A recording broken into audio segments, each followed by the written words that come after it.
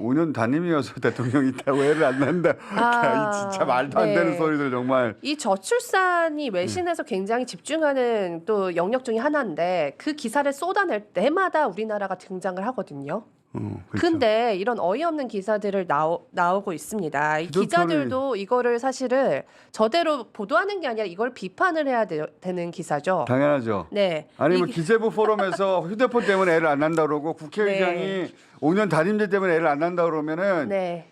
당신들 때문에 애를 안 낳는다고 말을 해줘야 돼요. 그렇죠. 그래서 이런 정부의 자문기구가 이 정도 수준인가라는 기사가 사실 나왔어야 되는 것이고 심층적인 취재가 사실 나왔어야 되는데 그런 부분들이 굉장히 부족했다. 그래서 제가 비교할 만한 파이낸셜 타임스의 기사를 가져왔습니다. 다음 슬라이드를 좀 넘겨주시면요.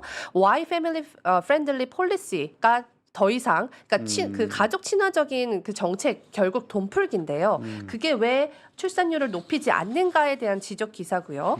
다음 슬라이드 넘겨주시고 네, 그래프를 보겠습니다. 여기 보면 사우스 코리아 저희 보이시죠? OECD가 보이고 핀란드가 보이고 코리아가 보이는데요. 저렇게 돈을 푸는 정책들 이렇게 위로 올라가고 있잖아요. 근데 우리나라는 돈을 풀수록 내려가고 있어요. 그러네. 네, 출산율이.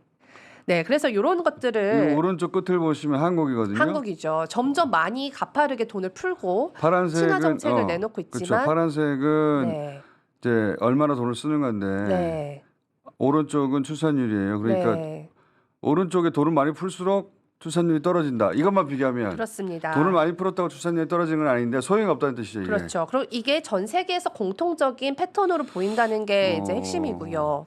이게 이제 지금 핀란드도 굉장히 돈을 많이 풀었고 OECD 에버리지에서 그 평균도 굉장히 돈을 많이 풀었지만 풀수록 더 낮아진다는 겁니다. 그럼 이 기사는 원인을 어떻게 분석해요? 네, 세 가지 원인으로 분석하는데요. 첫 번째는 헬리콥터 육아라고 들어보셨어요? 헬리콥터 마음은 들어봤어요. 네. 예. 모든 시간을 다 육아에 쏟는 거예요. 예, 예. 나의 모든 자신의 여가와 이런 그렇죠. 것들 팽겨치고 아이를 주변을 뱅뱅뱅 돌면서 네, 그것 때문에 과도한 양육에 대한 강박감염이 결국엔 애를 낳지 못하게 한다는 겁니다. 애를 낳는다는 것은 나의 모든 것을 쏟을 정도로 네. 나를 소모시키는 일이다. 네, 그래서 빨간 그래프를 보시면 네. 지금 한국 보세요. 네. 한국이 가장 높아요. 한국이 전 세계에서 출산율이 가장 낮아요 지금. 네, 근데 그만큼 육아에 쏟는 시간은 평균 4시간으로 가장 거의 높은 수준인데요. 그 헬리콥터 마음이라고 표현하는데 미국에서는. 네, 근데 프랑스를 보세요. 프랑스는 프랑스. 내려가고 있죠. 프랑스는요, 육아에 쏟는 시간이 훨씬 낮는데 그럼에도 불구하고 프랑스만 출산율이 계속 유지되고 있어요.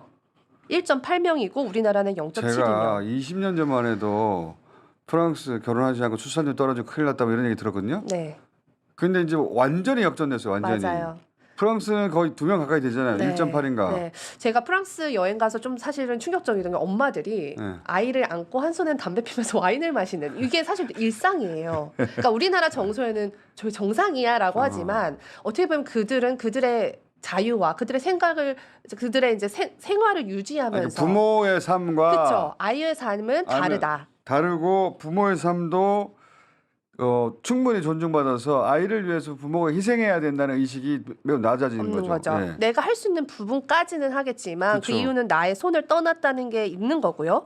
그런 사상들이 그런 생각들이 있기 때문에 출산율이 그렇게 유지가 되고 있다. 아이를 낳는 순간 내 인생의 상당 부분이 아이를 위해서 희생되고 사라진다고 생각하니까 맞습니다. 그런 점이 있다. 일리 있어요. 네. 그리고 맞아요. 두 번째는 빨리 넘어가면 청년들이 더 이상 아이를 낳는 게 이게 미래지향적인 삶이라고 생각 안 하고 본인을 더 사랑하는 근데 본인 성장에 더 관심이 맞다는 겁니다. 우선순위가 바뀌고 있다는 그러니까 거예요. 아이한테 뺏기는 일이 나한테 투자하겠다 이거죠. 네. 그리고 마지막에는 부부로 사는 청년층이 감소하고 있다. 그러니까 그러니까 결혼을 굳이 안 해도 그건 프랑스는 예전부터 그랬고 지금은 네. 오히려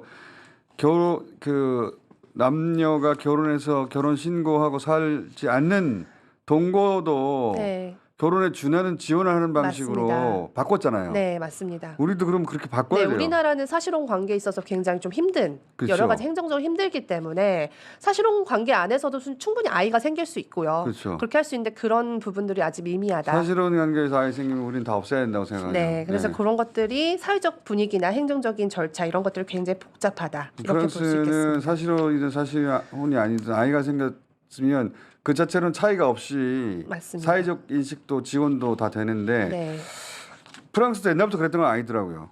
점차 바뀌기 시작했겠죠. 바뀌었어요. 네, 네. 지원도 하고 정책적으로 네. 지원도 하고 네. 그래서 한 20년 지나니까 이렇게 됐거든요. 네. 그래서 앞으로 이거를 정말 돈을 쏟아붓는다고 될 게 아닌데 우리나라 자문기구 좀 진단할 때 이런 기사들 좀 보시고 방해법을 좀 찾아갔으면 좋겠습니다. 시간이 거의 다 됐는데 요거는 재밌는 이슈라 짧게 한번 해볼까요?